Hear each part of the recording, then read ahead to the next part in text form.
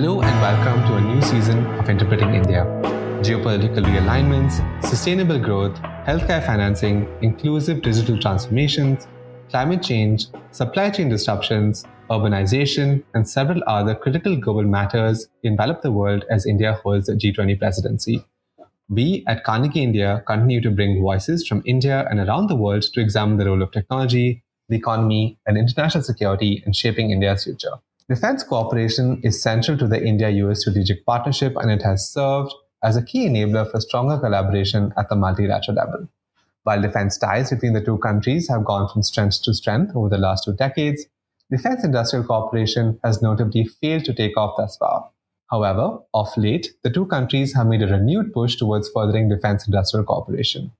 They released a roadmap in June this year, and Prime Minister Modi's recent state visit to the US has given the process further impetus. In this episode of Interpreting India, we will discuss India-US defense industrial cooperation. Specifically, what is the scope of defense industrial cooperation between the two countries? Why have past efforts produced suboptimal results? What is the significance of the newly launched India-US defense acceleration ecosystem? And what are the likely obstacles to furthering defense industrial cooperation between the two countries? Joining us today to discuss this topic is Dr. Sameer Lalwani. Sameer is a senior expert on South Asia at the US Institute of Peace. He is also a non-resident senior fellow with the Center for Strategic and Budgetary Assessments. His research interests include nuclear deterrence, interstate rivalry, alliances, crisis behavior, counterinsurgency, and Indo-Pacific security. Sameer has been widely published in academic journals and the print media alike. He was the editor of the book Investigating Crises, South Asia's Lessons, Evolving Dynamics, and Trajectories, which was published by the Simpson Center in 2018. Sameer, welcome to Interpreting India. Thanks for having me on the show. So if I could begin with asking you a broad question about the importance of defense industrial cooperation within the India-US strategic partnership. I think this is especially important to ask because while Washington has been keen to build out its strategic partnership with New Delhi and engage in defense trade, it has so far been reluctant to transfer key technologies to build up India's defense industrial base. But this seems to have changed over the last few months. Yeah, I think that's right. I think it's clearer now to U.S. government and policymakers how important this is to India as part and parcel of a strategic partnership between the two countries. And so it's taken some time, I think, for the U.S. to understand sort of the unique interests of India, which are distinct from a lot of U.S. partners and allies, and then start to navigate its own system, bureaucratic and regulatory system, which was never designed to actively share and partner in the same way. And so it's been a learning process, I think for the United States. But clearly, the United States has signaled its interest in India's defense industrial capacity, right? It's central to India's ability to defend and deter against adversaries, including potentially China. I think the U.S. sees this as a marker or a currency of trust between the two countries, and that's something that India has been asking for. It's a demonstration of its reliability and its investment in India's growth and future. And then I think the third thing that maybe is sort of underappreciated, but it is a bet on India's future science and technology innovation ecosystem, and a bet that the U.S. system of science and technology will benefit tremendously from greater integration, not just in terms of defense industrial production, but basic science and on scaling all the way up to technology developments. Right. I think you summed it up really well. In June this year, India and the US released a roadmap for defense industrial cooperation. Could you break down for our listeners what this roadmap entails and what its significance is? Sure. So I think at its core, the purpose of this roadmap is to support greater integration of supply chains and greater co-development and co-production, as India has been calling for, co-development and co-production of defense technologies. And that can be anything from munitions to sensors to maybe more fully integrated platforms ultimately. But it's sort of that shared building process from design to sort of development and prototyping to commercialization and production. And I think the mechanisms essentially that it's putting on the table are threefold. I mean, like what are sort of the core components of innovation? It's breaking down information silos and information asymmetries. So just sort of becoming more aware of each other's systems for even the private sector to work well together. It's addressing some of the regulatory challenges, and that doesn't mean sort of bulldozing them entirely, because the regulatory structures are in place in both countries to serve national interests, but helping to navigate and smooth over some of the sort of regulatory challenges that may be adverse to both countries' interests. And that means, timelines for licensing or prohibitions that maybe are not as advantageous today as they were, during the Cold War or in previous years. And then the third is capital formation and sort of identifying, whether it's seed funding through existing government programs, and both countries have their own small business and technology development funds, scaling up to more advanced or programs of record, but also in the private sector, there's a lot of venture capital that is interested in dual use technology. So I think it's trying to identify all those pieces and reduce the information gaps and obstacles between them, and essentially create the conditions for innovation. But ultimately, that will still depend on the private sector to take it from there. But I think it's really staging. It's the right staging ground for it. And just to mention, this is not the first time that India and the US are attempting to bolster defense industrial cooperation. In 2012, the two countries began the Defense Technology and Trade Initiative, or DTTI, but little has come of it. DTTI sought to cut through the bureaucratic red tape to promote the exchange of military technologies and create opportunities for the co-development and co-production of defense systems. Many of the same aims that the current roadmap has. But unfortunately, none of the projects identified under the initiative ever materialized. If you could tell us what eventually led to the DTTI's suboptimal performance, and what can we learn from its shortcomings? That's a great question. I think articles, or even books, need to be written on this because there's probably a lot to unpack. And I don't think anyone sort of is a central repository for this information or this assessment of DTTI. But I've spent some time talking to people, at least in the U.S. government side, who stewarded it and oversaw parts of it for periods of time. And so I've come away with sort of my own conclusions. They may not be objectively the most comprehensive or correct ones, but I'll take a shot at it. So I think at its core, DTTI was a product of mismatched and maybe compound expectations. And it comes out of the name itself, right? U.S.-India Defense Technology and Trade Initiative. And as I understand, there was even a dispute as to whether this is a technology initiative or whether it was a trade initiative, and which one should be foregrounded over the other. And so even like the order of technology and trade, or trade and technology, was a bit of a dispute, right? And that sort of speaks to a larger challenge, which is we had two defense systems, both ministries of defense, defense bureaucracies, agencies, but also ecosystems that were just very unused to dealing with each other. And so there was a lot of feeling each other out and figuring out how the other side works and operates, and where sort of the centers of power and decision making are, and where the resources are. So there was a lot of, I think, learning that needed to take place. That was a necessary process, maybe even sort of a process of failure, but learning through failure at times, right? So we should speak to some of the successes of DTTI first of all, because it did produce some things. So number one is, I think it helped move along the foundational agreements between the U.S. and India. And these foundational agreements on shared logistics, on communications and geospatial sharing, these are frameworks, these are legal frameworks for what is and is not possible. They're a floor, they're not a ceiling.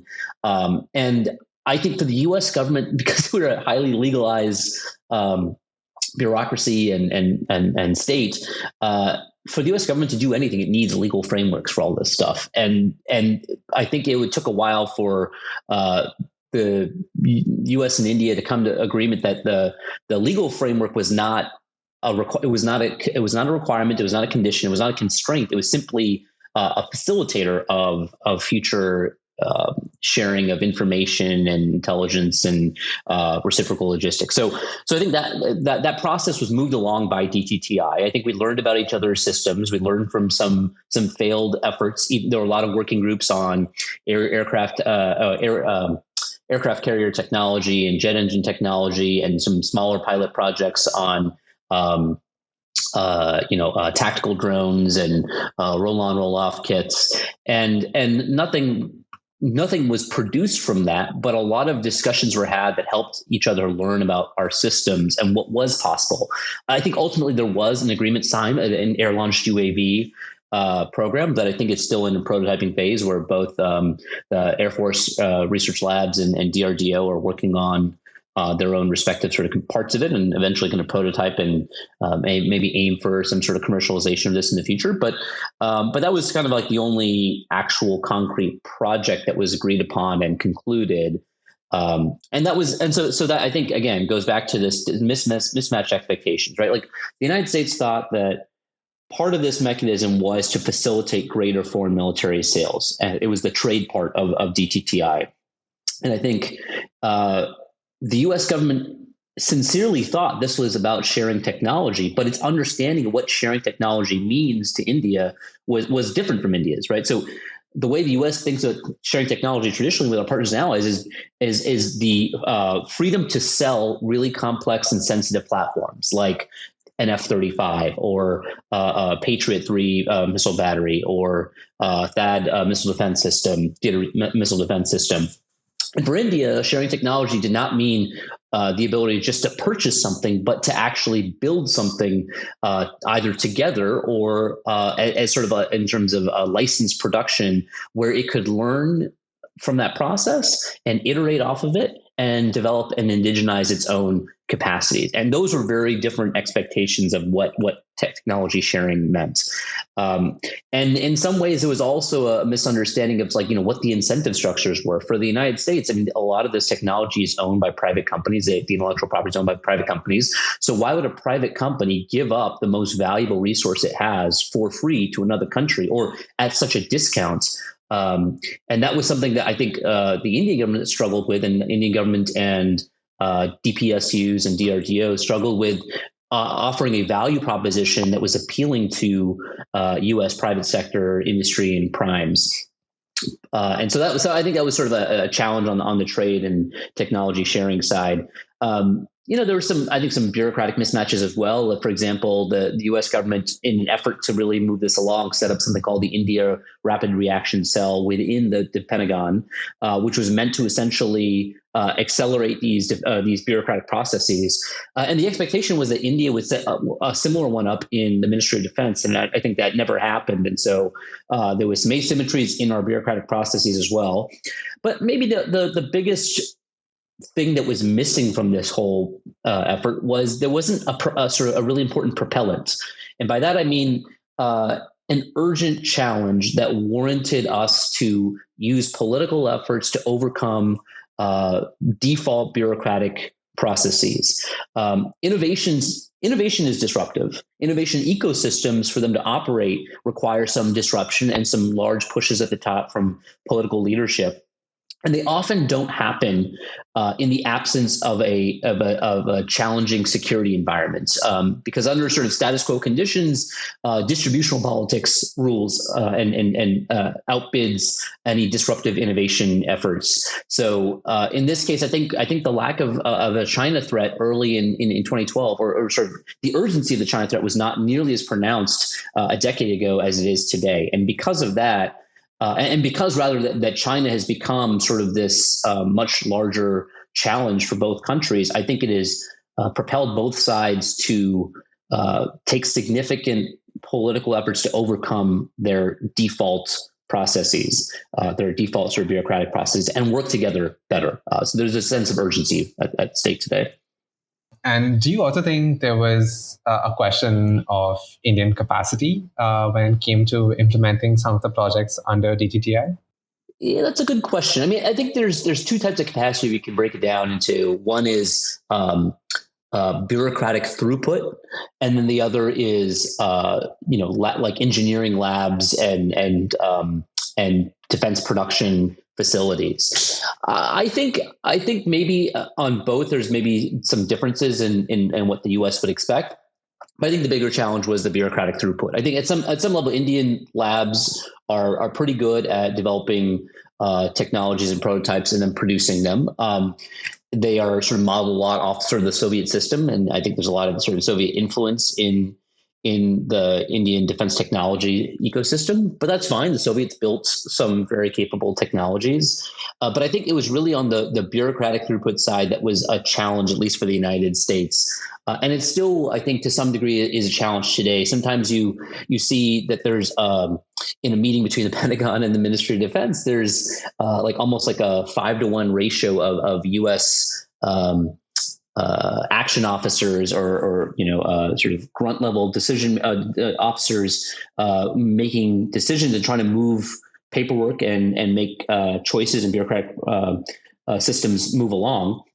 And on the Indian side, there is maybe one, and so there's just a lack of capacity, but then also maybe a lack of decisional autonomy, right? And I think that's where there's a difference in our systems, where I think a lot action officers at the lowest level, like a 25-year-old working in the Pentagon, has some authority to make some choices, not necessarily to press go on a system, but to make a decision to move a file up the chain, and make a decision to have a conversation and report back on something. And sometimes that doesn't seem to be the same level of empowerment in the Indian MOD. But I think things are changing, right? I think things are starting to move along. But that to me, I think maybe was the bigger capacity problem than the research and development technology prototyping side. Right. Coming to some successes when we talk about defense industrial cooperation. So during Prime Minister Modi's recent state visit, General Electric and Hindustan Aeronautics Limited signed a deal to co-produce fighter engines in India. The GE414 jet engine that will be manufactured under the agreement will power the Tejas Mark II, which is an indigenous fighter currently being developed in India. The two countries have described the GE deal as trailblazing. And it will also see a greater transfer of US jet engine technology than ever before, around 80% by value, if I'm not mistaken. But there are also critics, and they have pointed out that the GE414 is actually technology from the 1980s, and it's not really something to celebrate about. How do you view the GE engine deal? Okay, so I think there's several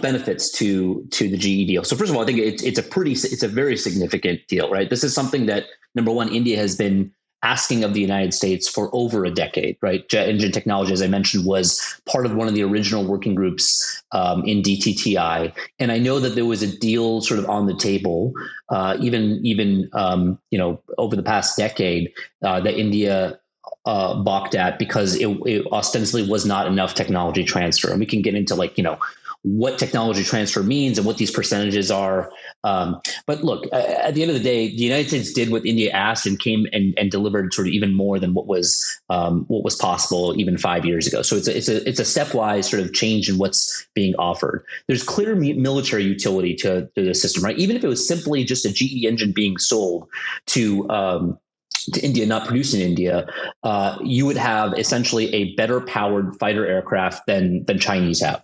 And that's very important, right? It's important for defense of the LAC and defense of sort of Indian borders, especially when you're dealing with China that can always beat you in quantity. And so you really need to have some sort of asymmetric advantage, and that's going to be the quality of your engines that allow for sort of greater thrust and duration and sustainment over its life cycle as well. So there's clearly a military advantage to having these engines power the Tejas II, but also maybe the AMCA in the future. The second is that I think for the United States, this was a really costly political signal, right? For the longest time, the U.S. would sort of punt on this and say, look, this is industry decision. This is not our decision. We have our regulatory processes in place, just except these are our constraints. And in this case, the administration sort of went to great efforts, arguably Herculean efforts, to overcome all the obstacles that it once said prohibited it or disabled it from providing this deal or sort of facilitating this deal. And I think that meant, leaning on the regulatory permissions community and pushing them really hard, pushing GE even as well, and clearing the way for this deal to be possible. And again, I think it speaks to sort of the threat environment that we're in. That I think China is a much more concerning challenge for the United States and for India today than it was even 5 or 10 years ago. And so because of that, there's a sense of urgency and a desire to overcome, as I said, bureaucratic default decisions, which tend to sort of default towards no rather than yes. And so I think that costly signal should not be ignored, right? It is not simply about the deal itself, but what the U.S. is willing to do and how much it values the partnership with India. So those things I think are important to value on their own. But then let's talk about the technology sharing element of this. So yeah, 1980s technology and only 80% of the value being shared. Sometimes I don't really know what we mean what the denominator is when we say 8% of technology is being shared with a country. I think you said value. Sometimes this could be like sort of the number of components, even how you value certain components may not just be about pricing, but about exclusivity or the difficulty of producing something. And in this case, I think that what's really is an advantage here is that the two countries are going to build complex technologies together. Thus far, there are U.S. defense companies that are building things in India, but they are not the most complex systems. They might be, fuselages or empennages, but they're not like as complex as an engine. And the way the technology, as I understand, the way the technology is shared between partners or between countries or between ecosystems is not by handing over blueprints, and it's not by handing over sort of secret source codes. It's by building things together, because so much of technology is tacit knowledge and organizational knowledge. And those two things do not get transmitted on paper or in source code. Those things get transmitted through human interaction and co-production and building things where two engineers are working side by side and saying, I made this decision because of this reason, and the other engineer can sort of understand the craft knowledge behind that, not simply an algorithm or a computation of some sort. And that's the secret sauce, as I understand, for technology sharing. And the US and India have never done that in such a complex system before. There is an example where I would suggest that these critics go take a look at Turkey's aerospace industry. Because that's a case where Turkey was building F-16s for quite a while as a licensed production of U.S. F-16s because Turkey is part of the NATO alliance. And over the course of producing this licensed production of these licensed F-16s, it developed its own aerospace industry in a way that it was able to produce some fairly advanced and complex systems, including the TB2, which is now sold around the world and sort of highly coveted as a fairly advanced but low-cost armed drone. So I think that's an example that these critics should look to, and then look back to sort of what India got out of licensed production of Russian fighters over the last 60 years. If it was such a great relationship, which oftentimes I think a lot of these critics of U.S. and defense cooperation say that, they're not offering nearly as much technology as the Russians did. Well, where was India today after 60 years of technology sharing with the Russians? It's fairly limited. And even when there was technology sharing, I think the example that's often offered is the BrahMos missile program. Just remember where that started. That started with essentially pure license production by importing all the subcomponents from Russia. And over time, India indigenized them piece by piece, but still hasn't indigenized everything, right? There's still the ramjet propulsion system is not indigenized by India. And so I think that sort of, if that's a model, it suggests that you can scale from producing some components and importing some of it, and eventually scaling up to where you're able to produce a lot more of the system and of the value chain of that system, and ultimately iterate it on it for yourself, export it at some point, certainly be able to maintain, repair, and overhaul it over time. So I think there's a lot of technology sharing that's going to happen in this deal, and it's just the beginning of a lot more. So, Samir, you said this is just the beginning. Do you think the GE deal sets a precedent for the future of transfer of technology to India? I certainly think it sets a precedent for more cooperation, more sharing, which I think again will involve transfer of technologies and co-development of new technologies. So, like in some areas, like in some of the more emerging and frontier technologies, I think we're going to be co-developing and innovating together, whether it's sort of in artificial intelligence or quantum computing or synthetic biology. And I think that sort of that basic science collaboration is also an important part or a foundation for future technology cooperation. But you're already seeing it in some other systems that are being developed.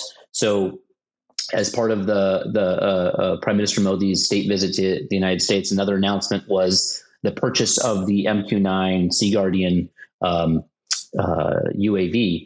And in that case, as I've seen reported, that system, while it's produced and assembled by General Atomics, is going to source a lot of Indian subcomponents and contributions. So I believe that Bharat Forge is going to do some actual material production. I think HAL is supposed to will have an agreement to do maintenance, repair, and overhaul. And there are two Indian startups that are producing pretty advanced subcomponents that will be built into future MQ-9s.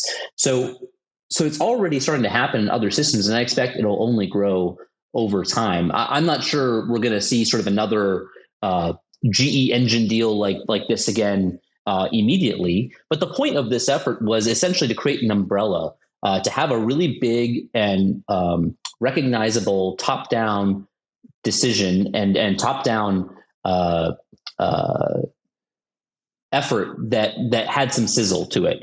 And I'll liken it to maybe what's happening with AUKUS. AUKUS has two components. That's Pillar 1, which is the nuclear submarine component. And Pillar 2 is all the other possible sort of avenues of collaboration on emerging technology over the next 10, 15 years. And while Pillar 1 is the recognizable, discernible physical object of a nuclear submarine and a pretty advanced technology, what people are really excited about in Australia and the UK as well is really the Pillar 2 stuff. And I think that's what this GE deal has done, is it's opened the door to a lot of other kinds of bottom-up collaboration, which arguably in the long run are going to be much more important than a jet engine. I actually want to ask you a question about the role of the Indian defense private sector in further collaboration between the US and India. So you've already mentioned that American defense companies are producing subcomponents in India. Could you speak more to what the scope of the defense private sector in India is to further collaboration between the two countries? I think that the parts of the Indian defense private sector that I'm aware of are more in the startup ecosystem. So I've spent some time in Bangalore and talked to companies in Hyderabad. And I think they're doing some really exciting stuff, because what I think they're doing is actual innovation, right? These are young entrepreneurs who are coming out of universities and technical institutes with some really cutting edge ideas and trying to produce new technologies and new prototypes, and then refine them, make them sort of more commercially viable, and ultimately scale and produce them and sell them to other other sort of major defense manufacturers or to militaries, as well. And that's, I think, is really exciting. I mean, there's certainly a number of major players in the Indian defense private sector, but I think the action is really at the startup and small to medium enterprise level, because I think that's where true innovation is taking place, and there's a lot of opportunity to scale that and to connect that with supply chains around the world. Right. Coming back to sort of broader cooperation between the two countries, so the defense industrial roadmap also identifies other areas where India and the US can undertake co-development and co-production of defense systems. For instance, unmanned systems or drones, munitions, and armored fighting vehicles. What do you think are some of the other areas, apart from jet engines, that we can expect the two countries to cooperate in the short term? All of these are oriented around a need that I think the U.S. and India sense is a deficit sort of in both systems. But in India, for example, I mean, these are all systems that would be critical in the defense of the LAC, and so they're being derived out of a perceived mission that the Indian military and Indian Army in particular will have and will need. But I think another area that you didn't mention, but it's going to be really important to both countries is undersea domain awareness. So the ability to detect movements under the surface of the sea, and really tracking submarines. It's most submarines and other submersibles, other unmanned systems that sort of be operating under the sea as well. Because I think that's an area where we see China making sort of significant advances. It's always been a challenging environment, and it's one where both maritime powers have a vested interest in having greater domain awareness and a greater advantage. Again, because if you can't win in quantity, you need to be able to detect better, right? There's essentially sort of a hider finder challenge, and you need to be able to at least be able to detect if you can't overwhelm in numbers. And in that case, I think that's where the U.S. India will have sort of tremendous interest to collaborate. And that might be in undersea unmanned systems. It might be in different kinds of surface or subsurface sensors. I've even thought that there's an opportunity, right, for the two countries to cooperate on sonobuoys, because as you have more peacetime anti-submarine warfare operations taking place, where you're just trying to track submarines and keep abreast of all the movements under the sea, you're deploying lots and lots of sonobuoys to track these vessels. And there has been in the past shortages of sonobuoys in the global market. And so I think this is an area where it's ripe for cooperation between the two countries, and there are ways in which India could produce this at scale at a cost that would be, I think, fairly advantageous, and again serve this distinct mission of undersea domain awareness. So I think that's another particular area I'd pay attention to. Coming to defense innovation cooperation, which we've already touched on during this podcast. Last month, the two countries also launched the India-U.S. Defense Acceleration Ecosystem, or INDUS-X, which is a bridge to connect the two countries' defense innovation ecosystems. Could you highlight for our listeners the significance of such a defense innovation bridge and why it is important for both countries to connect their startup ecosystems? Yeah, I think this is a really important. This is the pillar 2 process that I alluded to. It's in my mind is like the equivalent of pillar 2 of AUKUS, because this is the bottom-up effort to stitch together the sources of innovation in both countries. And in the case of India, you have this great burgeoning of a bunch of startup companies in aerospace and defense and in artificial intelligence and advanced sensing. And all these companies, I think, are looking for partners and looking for markets. And I think the brilliance of INDUS-X is identifying ways in which to partner with those with this entire new ecosystem. And so I think there are a number of things that have been announced in the INDUS-X process. So one of them is a joint challenge, right? Challenges are essentially ways for major companies and countries and services to scout new technologies, to identify them, and then to partner with them and partner with the companies and help them develop those technologies. So there'll be probably sort of an engineering side to the development, but then also a business development process as well to make them commercially viable. I think what they're looking to do is also do greater foreign comparative testing. So again, this is an opportunity where like Indian companies will be able to have their prototypes tested in fairly advanced conditions to see if they sort of meet certain standards, and they can be certified, verified, and then an opportunity to sell technology, but then also refine it. And I think sort of testing facilities, as I understand, are in short supply in India. And so this would be another way for the U.S. to sort of essentially lend spare capacity to the Indian startup defense ecosystem. Mentor-protege agreements are being discussed pretty actively. I think there's not like a formal decision yet on this, but this is how a lot of small companies in the United States develop and sort of improve, is to partner with a larger prime, where they might want to acquire the technology, they want to be purchase that technology, or make sales purchases, and then in the process of doing so, help them refine and improve the technology to make it compatible with a major system that Prime is developing.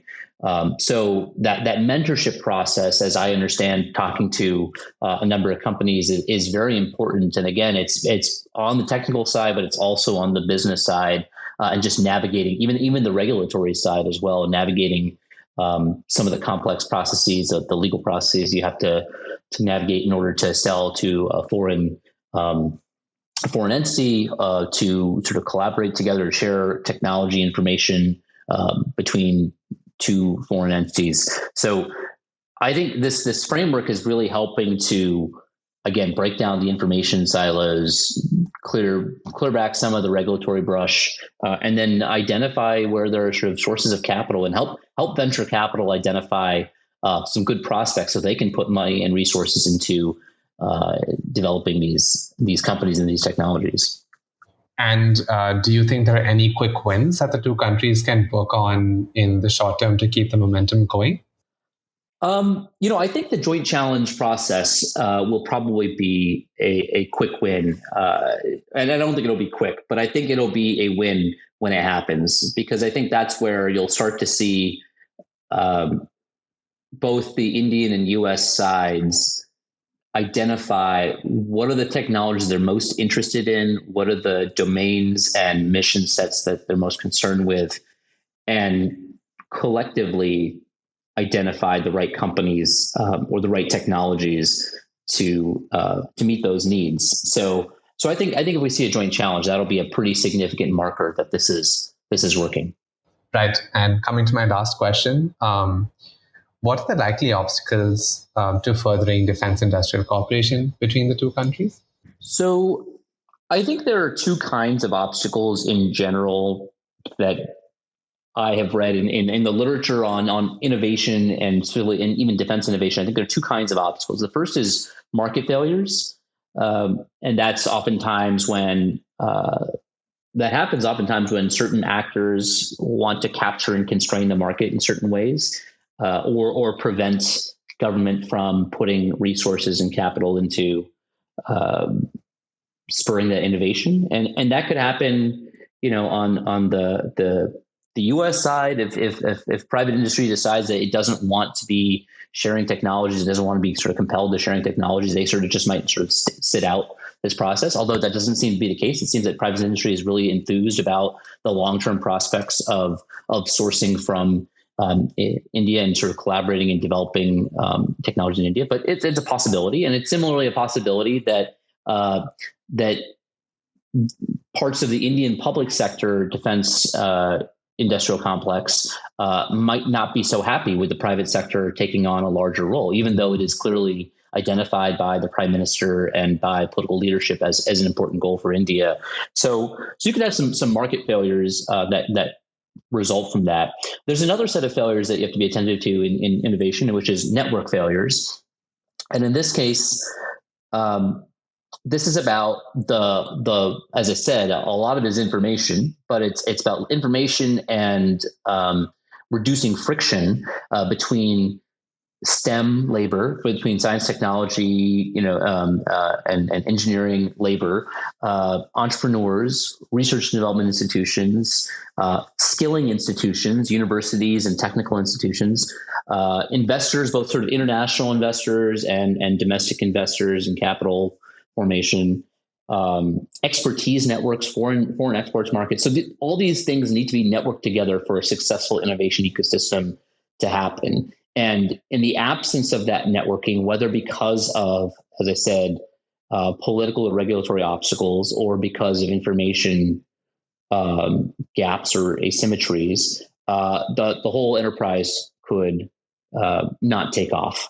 And so I think there's going to be a sort of continuous effort for all these actors to be linked together. And accelerator programs are essentially that mixing bowl.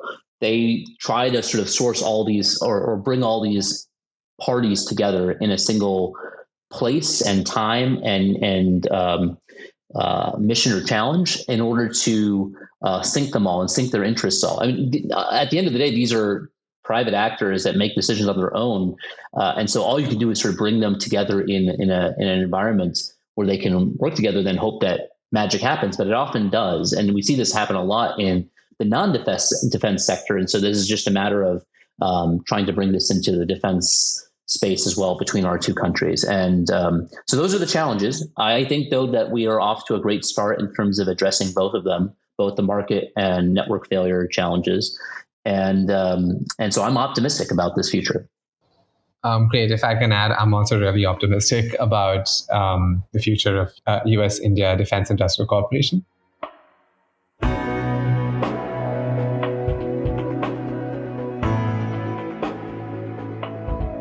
We'll be back in 2 weeks with a new episode. To make sure you don't miss it, be sure to subscribe on Apple Podcasts, Spotify, Stitcher, or wherever you get your podcasts from.